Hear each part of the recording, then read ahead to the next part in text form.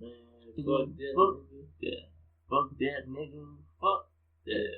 Fuck that nigga. Fuck. Yeah. Like, fuck that nigga. Fuck. Yeah. Fuck that nigga. Fuck. Fuck that nigga. Fuck. Yeah. Fuck that nigga. Fuck. Yeah. Man, fuck that nigga. Fuck. Yeah. Fuck that nigga. Fuck. Yeah, man. Fuck that nigga. Fuck. Yeah. Fuck that nigga. Fuck. Yeah, so this is what it is. You like to give a fuck. Mel got pregnant. Mike's got pregnant.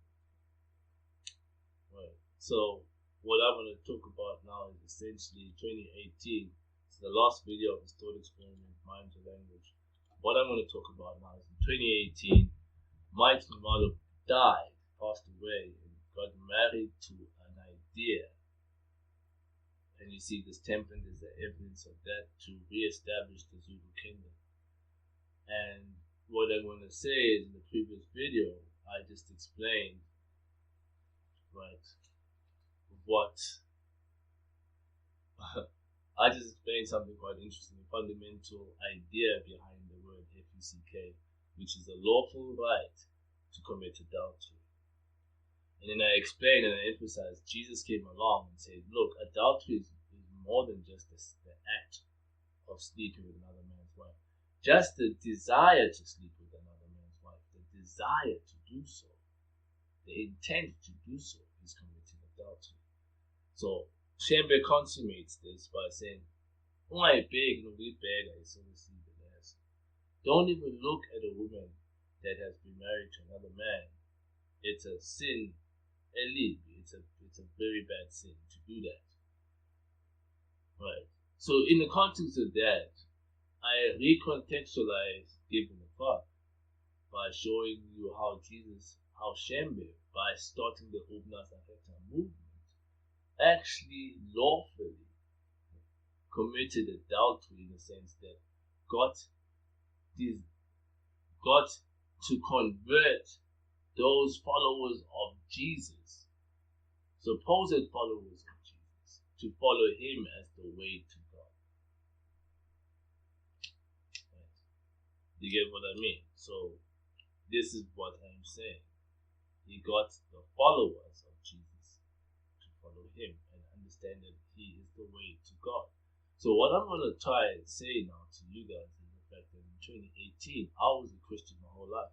I told you in the first video about my childhood Sunday school experience. And I love Jesus. And I remember when I was in high school, I saw a sticker that said Shembe was the way. And I remember going, what the fuck? You know, who's this Shembe nigga? You know what I'm saying? And growing up, I got to a point where I rose to the occasion. And I want to point this out to you just to point out that Shembe started a movement where the cornerstone of the movement is observing the Sabbath. The reason behind observing the Sabbath, because that's the day of the Lord, the Christ. The Christ is the Lord of the Sabbath. So you gotta get people to observe the Sabbath because that is the day that belongs to the Son of Man. Now, what Shembe does is that he gets his congregation together and gives them tips like don't be fucking another man's wife, honor your father and mother. Don't let them say that we have nothing came from our people. And then only thing that he asked from the God or the coming Son of Man, Jehovah, the God of the Bible, the Creator, who means wisdom and love. He asked one thing. I'll go to Induga senza ngakhona nodingane. I'll go to So the fact that in 2018, Mike's model, without knowledge of who Shembe was or who he was or what, came to the conclusion that he must be the King of the Jews, the Jehovah God of the Bible, or the guy that Jehovah God decided to become.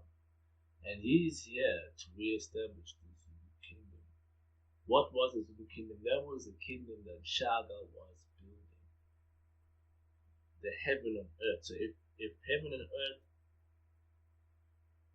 if you want to know what heaven and earth existed already. And now we're just in the process of trying to re-establish it. And what it's called in the context of NAZARETH, Umbuso weZulu. That's what we're looking for. So might died for that purpose. So in some way, in a spiritual sense, the fact that Shembe gave a fuck and started the NAZARETH movement, right, might conceive the idea of becoming the Son of Man that reestablishes the Zulu kingdom. That being the true creator, that shows himself to be the true creator. A few years later, he bumps into the NAZARETH, and because now I live with NAZARETH and I'm amongst the congregation, I am completely pregnant, might have become pregnant with that idea, meaning that it is now no option because I have a witness. Shembe asked God, the God of the Bible, to reestablish the Zulu kingdom. Might became the kid who became the God of the Bible that is here to establish the Zulu kingdom. Way before he even met him. So the fact that now Shembe comes and the NAZARETH movement is a movement that begs every Sabbath on their knees, they ask the God for that one thing. I cannot falter. I cannot abort the mission. I'm going to have to carry this baby and deliver it. And how Umbuso weZulu is going to be delivered and how Shembe's prayer is going to be responded to is by implementing the Zulu social experiment. The Zulu social experiment aims to create a skill-driven and an equitable environment. A skill-driven and an equitable economy. We live in a capitalist world that is constantly at war with socialist and communist ideals, where people want to share things more equitably because there are people that have too much and there are people that have nothing. Right? We live in a world that is money-driven, meaning that if I don't have money, right, I can't do anything. So I need money to do anything. I need money to have any value and any status in society. And we live in a very unequitable environment, meaning that I can put in all the value and put in all the work, but I will not be rewarded for my inputs. So that's the environment we're living in now. This is the environment that was created by our colonizers. We're living in Anglo-Saxon influenced time. So this is the social experiment is meant to create an environment where, like our ancestors lived in heaven on earth, no Zulu man woke up and thought, geez, I don't have enough money to pay my rent. Geez, I don't have enough money to go and do X, Y, Z. So whatever a man conceived as a Zulu man, whatever he thought and he had in his heart to do, he could do. All he needed was the support of his community and the resources in his environment, and he could achieve whatever he wanted to achieve. So this is fundamentally the environment that I'm creating with this social experiment. That's why that is the principle. That's what would describe in So a lot of people wouldn't understand what I'm saying about this, but anybody that is sharp enough would understand that if Shembe is asking the God of the Bible to re-establish in the context of the fact that we have the descendants of Bingani walking around presenting themselves as kings of the Zulu people, and then the king of the Zulu people saying, "Hey, look, I'm a constitutional monarch. I am subservient to the state of South Africa." So that kingdom is not independent and is not sovereign. So in that context, if a man comes along and says, "Here's a declaration of sovereignty," there's no other authority beyond this authority. Supreme life mandate, supreme moral authority, and supreme financial authority. This is the biggest authority, the declaration of sovereignty and Umbuso weZulu. Somebody doing that is re-establishing what was the Zulu kingdom. Because before the white colonialists came, they lived under those principles that there was a supreme life mandate, there was a supreme moral authority, and in terms of commerce, there was a supreme authority. So commercial activity. So what I'm saying is precisely that, guys.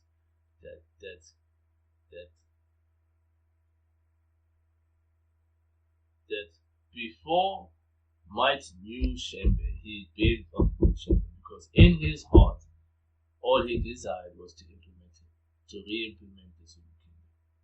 Only to meet Shembe, who consummates that through this movement that is built around that and centered around that to re-establish Mbuso Zulu.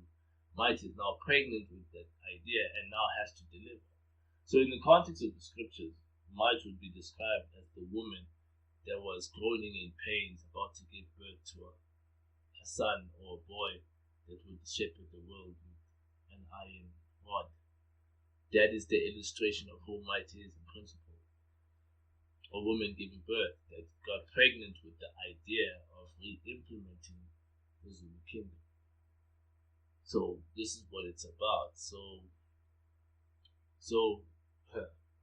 giving a fuck, that's what it's about.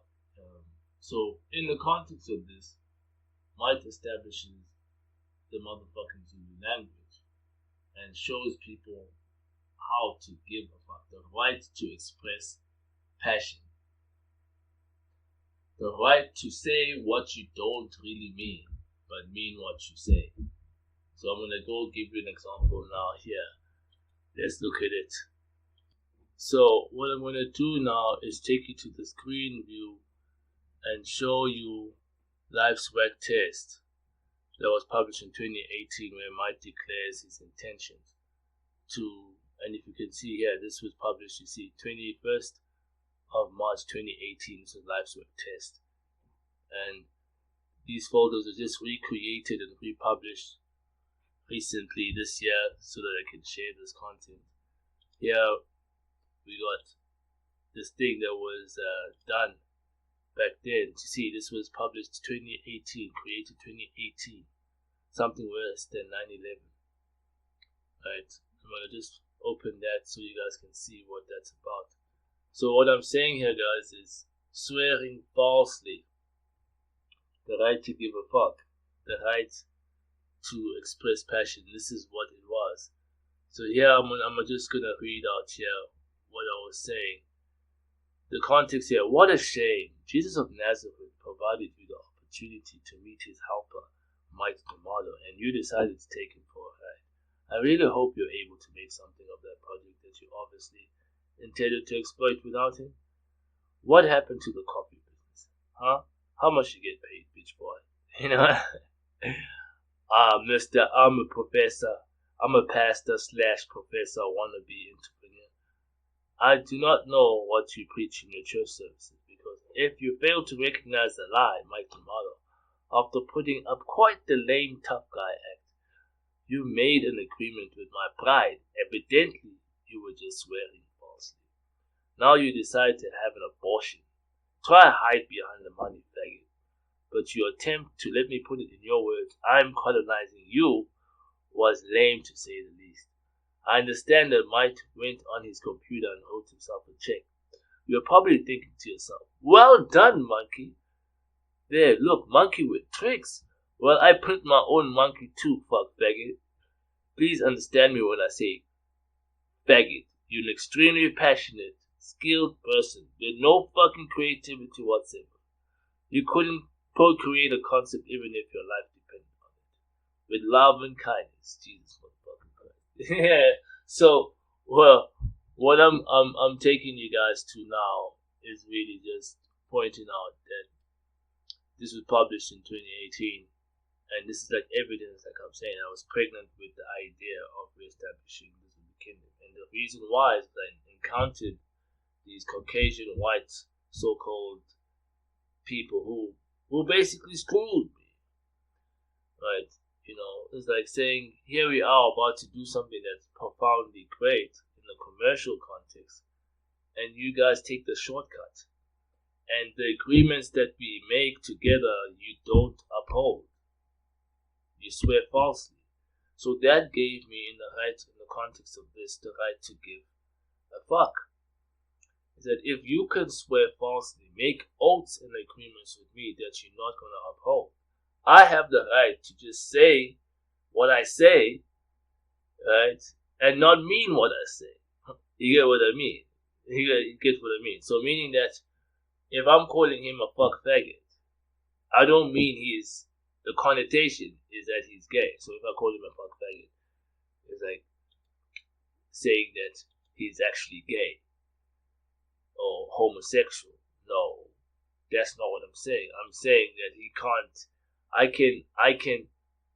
can try to work with him as much as possible, but nothing's gonna come out of it because I'm fucking with the faggot. That's what I'm saying. So you see the illustration. That is what I call speaking in motherfucking Zulu, swearing falsely. It's saying you can be able to swear, but you're not actually swearing, but you're actually being true in what you're saying. You are illustrating. So this is something that's very difficult to understand. So let me put it this way. Swearing falsely, right, literally means making an oath or a covenant and an agreement and not upholding an agreement. Swearing falsely. Now, when we recontextualize that idea, swearing falsely, right, we all know of the word called swearing, which means profanity, the use of profanity, just saying what is not. Saying what is not. Right. So saying something and you don't mean it, you're just saying out of passion, swearing. Then there's swearing falsely. What I'm demonstrating here in this video is that any word that I use that is deemed as swearing is actually me swearing falsely, because what I am saying I actually mean. I mean what I say. I'm illustrating the point. Or in the same way I can say I don't mean what I say. So when I say I don't mean what I say, is I don't mean it in the connotation that you understand it. Then fuck the connotation. Right? But I do mean what I say, because if you understand the principle and the context in which I'm using it, you'd understand what I mean. So this is swearing falsely. So might coined the right to give a fuck as well. Right. So what I'm trying to point out, let me take us back to Shembe. Shembe also swears falsely, because according to what's written in the scriptures, Jesus is the way.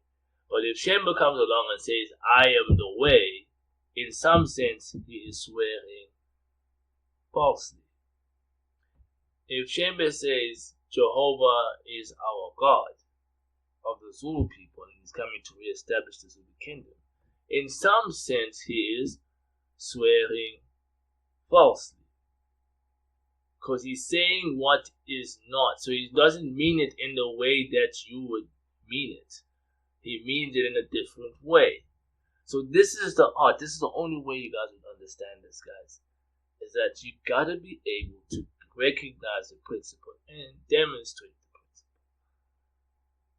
It's not a question. The Bible is not a question. It's not a question of belief, guys. The intended reaction is not belief. The intended reaction is get the idea and be that idea. So anybody that's being that idea is going to come across as a person that's swearing falsely, because somebody could point out, no, only Jesus can do that. It doesn't say anything about you doing that, nigga. I read the book. It doesn't say anything about Michael Malo being the Son of Man. I read the book. It doesn't say anything about you, nigga. What you claiming? You're swearing falsely. Or it even accuses the author of swearing falsely. Actually, this is what I'm going to go into. I'm going to end it on this note to say the author swears falsely. So the author is pointing out that idea is where Jesus is making claims that I am the way and the truth and the light. But he's swearing false because he doesn't mean it the way you think it, or he doesn't want to put it this way. Let me even put it this way. Jesus literally swears. Yeah. Not even literally. Yeah. Okay. Let me not say not literally. Jesus swears falsely in the sense that we don't mean it the way when he says, I'm the truth and the way. He means that, look, nobody comes to the Father but through me. But he means that if you don't follow my example, the character, and the story, you will never get to the Father. Right? It doesn't necessarily mean like what the Christians believe. They say, no, say in Jesus' name. Say in Jesus' name. Say in Jesus' name. When Shembe comes along and says, no, the Father is going to come in my name. God's going to come in my name to reestablish the ZULU kingdom. The true God will come to reestablish the ZULU kingdom. It's basically like saying, no, the king of the Jews who was meant to come and reestablish the Israelites is now coming to establish the ZULU kingdom. That's like swearing. We are two God, basically. You are saying what is not. So this is what I'm trying to point out, guys. There's the art of this swearing falsely is what it is to speak in Zulu in the first place. You speak using illustrations. You get the idea and you apply the idea in the context. So what Shembe did, he got the idea of the king of the Jews, and he applied it in the context of the Zulu people. So this is what I'm saying. Now, in this particular document that I read out, I called this guy a faggot. Right? I get the idea of what a faggot is, homosexual. And I know that homosexuals, when they have sex, nothing comes out of it. Ain't no baby gonna come out of it. So, I'm saying, since I've been fucking with this nigga, right, it seems like nothing has come out of it. And because nothing has come out of it, evidently I've been fucking with a faggot. I don't know if that makes any sense. This is clearly, guys, what I'm saying. So the idea of a faggot is playing out in this context. The idea of the king of the Jews, Jehovah, is playing out in this context. So I hope this makes a lot of sense. And guys, don't trip.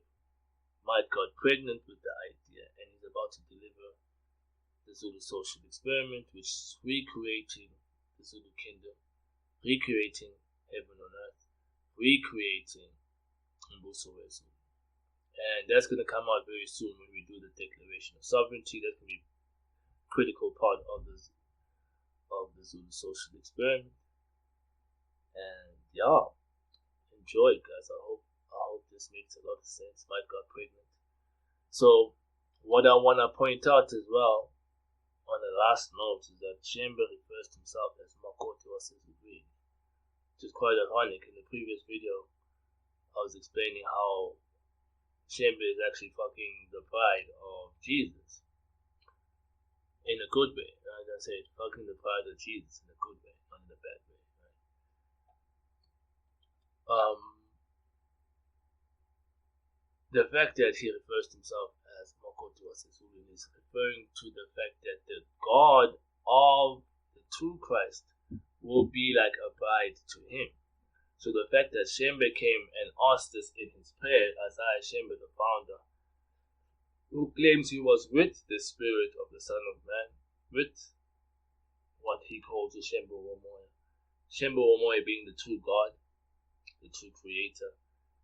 He goes and he asks the true God, like, please, I go take it away. Here comes this nigga along a couple of 100 years later, and is convicted to do that. Like a bride would serve his husband, this man comes along and serves him.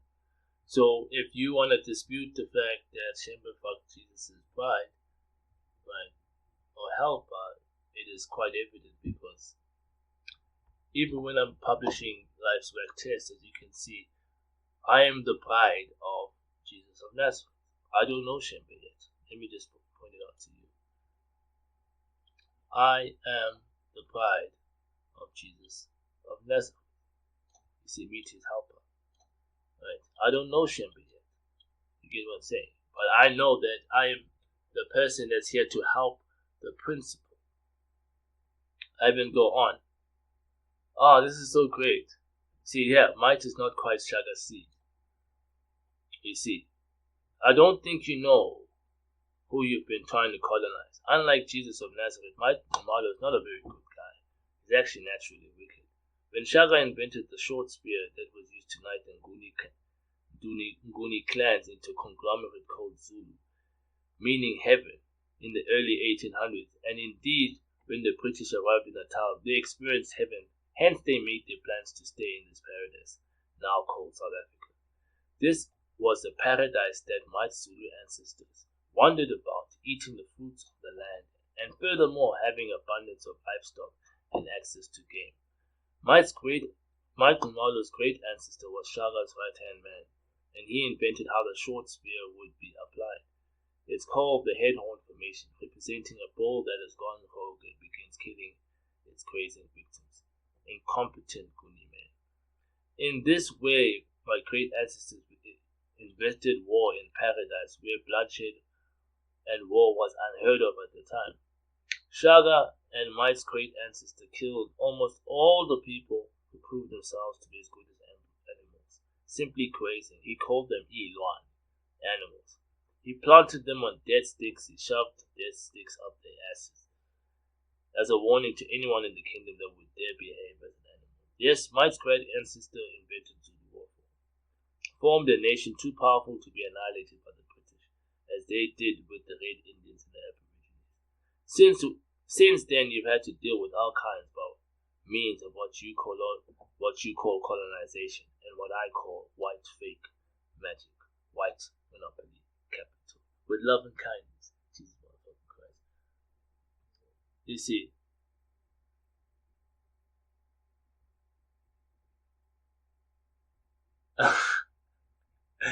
so this is so crazy, right?